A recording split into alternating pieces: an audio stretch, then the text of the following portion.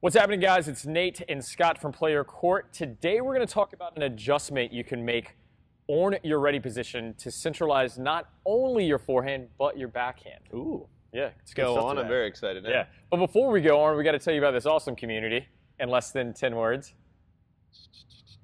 If you want to find more players, go to Play Your Court and try it for free. I think it was like 14. I wasn't All right, keeping I was track, but it's close. pretty good. All right, so let's jump into the material. What we're talking about is what you're doing on your ready position, and don't skip this video because I promise you there's an adjustment that needs to be made.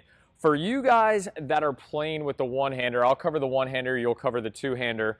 On the one-hander, naturally you're going to have your bottom hand and your forehand grip. For me, I'm semi-western, so you can see there I'm in my semi-western, but I want my hand up on the throat. Your non-dominant hand. Yeah, thank you. The non-dominant hand. Here's why. On my forehand, I want to make sure that I'm creating space and I'm keeping this elbow away from my hip, and the left hand helps enable me to do that. It also helps with the unit turn and get in this position.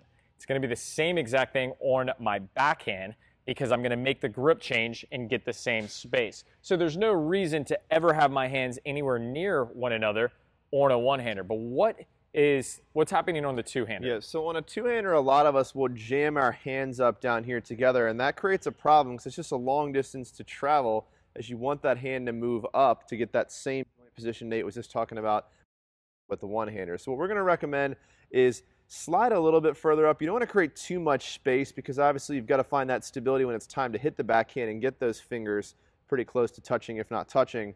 But this is not how we want you to start in your ready position. You would slide down to hit that two-handed backhand and start a little bit higher up to enter in to this position so it's easier to get to that forehand turn that we're looking for. That's right. So if you take a look at these images, you'll see Djokovic and obviously the difference with Federer. But what Novak is doing is splitting the difference. He's not all the way up and he's not all the way down. He's if you can see the red tape holding my awesome Wilson grip, you can see that I'm right here splitting the difference. So it's just as quick to go up and just as quick to go down.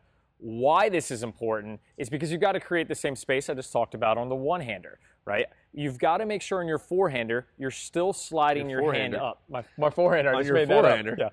Yeah. On the forehand, you've got to have the ability to quickly slide your hand up to create this space and enable the left hand to enable that coil. Longer the slide, the later your B is the idea, right? You got it, 100%. So you guys, for you two-handers, if you're starting down here, if your hands are all the way together, chances are you're just letting go too early because this doesn't feel the same as having your hand up. And that's bad because why? I'm not going to get my full unit turn. I'm not going to get all the benefits of starting from here and getting that full upper body unit turn. Is that the idea? And we've talked about in other videos the beach ball, right? Your beach ball spacing. Have you seen my beach ball? It's about this big around. Yeah, I knew it was coming.